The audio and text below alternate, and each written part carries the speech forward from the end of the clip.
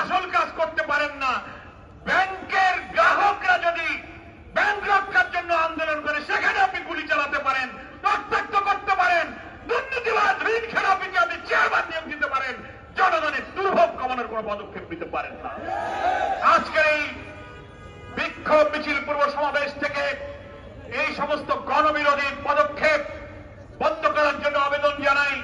7 তারিখে সংসদ অধিবেশন বসবে, বাজেট পাস হবে।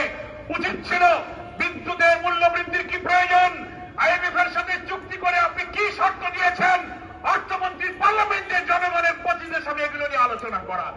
আপনি পার্লামেন্টে না তুলে সংসদের আগেই আপনি গতকালকে বিদ্যুতের মূল্য বৃদ্ধির সিদ্ধান্ত দিলেন। এটা জাতীয় সংসদকে, জনমতকে অস্বীকার করা, জনগণের প্রতিনিধিদের প্রতি অবজ্ঞা দেখিয়েছেন আপনি।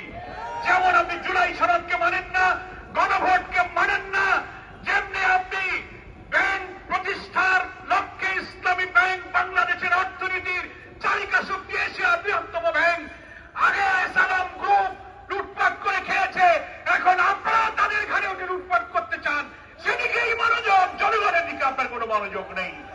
এই অপরিণামদর্শী যাত্রা থেকে থামুন এবং অবিলম্বে বিদ্যুতের বর্ধিত মূল্য প্রত্যাহার করুন, জনগণের জীবনে স্বস্তি দেন। তা না হলে কি পরিণতি হয় বাংলাদেশের মানুষের কাছে, জুলুম অত্যাচারী দলীয় করের পরিণতির ওয়াজ নসিহত করা লাগবে না, পেছনে তাকালেই সে শিক্ষা আপনারা দেখতে পাবেন।